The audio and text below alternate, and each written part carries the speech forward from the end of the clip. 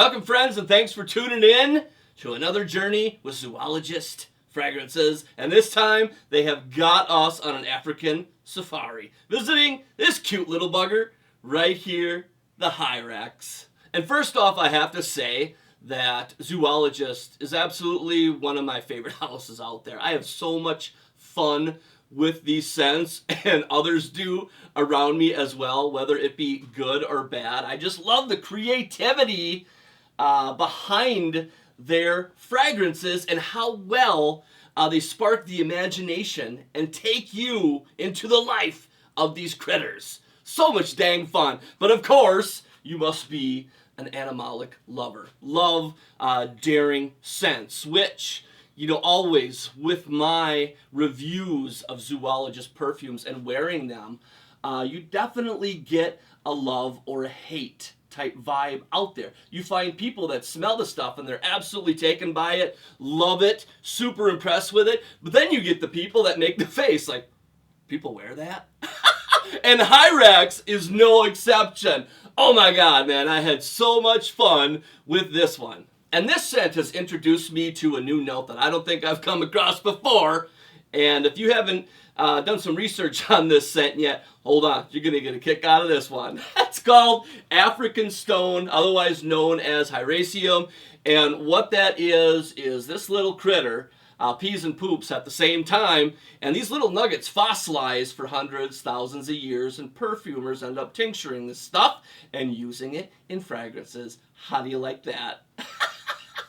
So, of course, this one is a very heavy animalic scent, for sure. Because not only does it have African stones from the Hyrax, it also has notes listed of civet and castoreum. Boom. Animalic greatness, gloriousness in your face. Those are words that I would use because I love dangerous, daring scents like this. So much fun. And there's other notes listed in here as well, you know, that tame down, not much though, that tame down that animalic character that's going on. So we've got rose in here, which you can pick up on the floral, that kind of sweetens and softens it up a little bit. And then you got spices, saffron and pepper. Mainly the pepper is kicking through.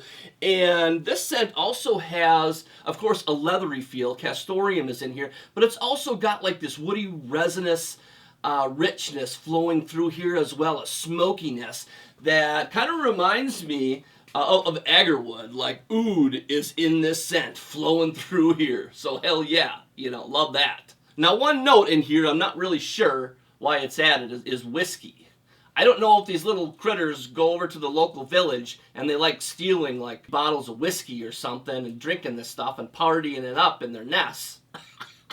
But when you're talking about the whiskey note in here, sure, there is a little bite of that sweetness in here, but that's not what this fragrance is about whatsoever. It is animalic in your face. And I'm talking like all features of the animal and the nest coming at ya, man. It's furry. It's sweaty. It does have, you know, a touch of that fecal element flowing through here. It's leathery. It's dirty. It's musty. It's earthy. You know, just imagine sticking your head into like a critter's like this nest. You will pick up on all of them scents of the animal for sure, and that's what this delivers. Now, usually when I talk about an animalic scent, there are a lot of people that are put off by, you know, you start talking, of course, you know, you start talking about fecal and feces and urine and sweat and all that stuff. And right, you know, I particularly, that's a tough word, particularly, I don't really care for those scents whatsoever. You know, they stink. I walked into like an outhouse, I'm out of there. It sucks, man, you know? I don't like the smell of urine, but when it comes to perfume, there is just the way that the mixture happens, mixed with the other notes, that, you know, people thousands of years ago, whenever they discovered putting animalic notes into perfumes discovered that it creates some kind of, raw animal magnetism with perfumes and creates something not necessarily offensive. Well, I guess it still is to some people, but for a lot of people, it creates a really beautiful thing in the end and really adds a bit of danger and excitement to a scent, I think. But for some people, of course, they must really pick up on the whole fecal aspect of it, and they're just like, whew, no way. And my wife is one of them. But I got to tell you, my first experience with other people and Hyrax, the neighbors were having a get together. So there was a bunch of people over there, and I'm over there, having fun on a Saturday afternoon. And I'm like, ooh, I'm going to bring over Hyrax because we got talking about perfume over there. And I'm going to bring over Hyrax, and I'm going to show them and see what they think about it. And to my utter shock and amazement, everybody loved it. Like, everybody was blown away by it. I was like, really? That's crazy. Oh, I couldn't believe it. And then I took it to work, of course, and the first couple of people that got a whiff of it were blown away by it as well. Absolutely loved it. Thought it was like this killer, awesome, musky, masculine scent. And I'm like, yeah, this is great. But I'm like, what's going on? This is kind of weird. But then as the day went on, of course, I finally did stumble across those people who took a whiff and are just like, no way. What is this? People wear that. And of course, one of them is my wife. And yesterday I actually gave a sample of this to a gentleman at work because he's been interested in zoologist fragrances.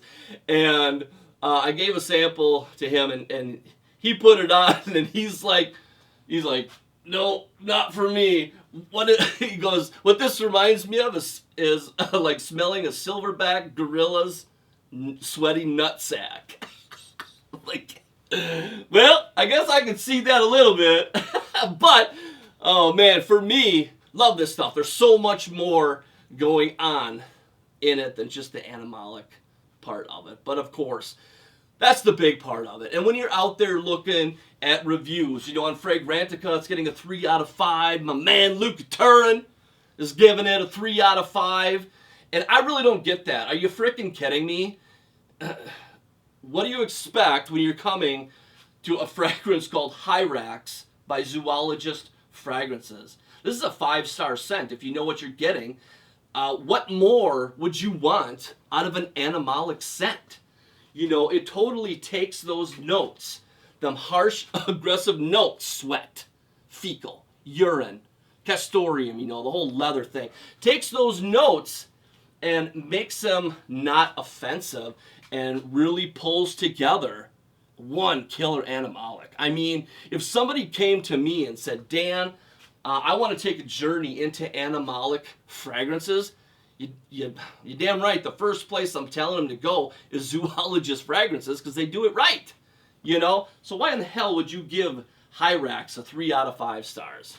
5 out of 5 all the way. It's an animalic scent, and that's what it delivers perfectly. So usually with animalics, I would say, usually it's something for yourself to love, but there definitely are people out there that love this kind of stuff as well. And for me, I really think it's like a really nice original butch, masculine, daring scent, man. For sure. Excellent quality as far as like projection and longevity goes. But yeah, she is a daring one, so enter at your own risk. That's right. So hopefully you guys have enjoyed. Man, I sure did. Awesome stuff. Well, thanks for tuning in, and please share with me your thoughts on Zoologist Fragrances. I would love to hear them for sure. But you guys take care, and I'll see you soon.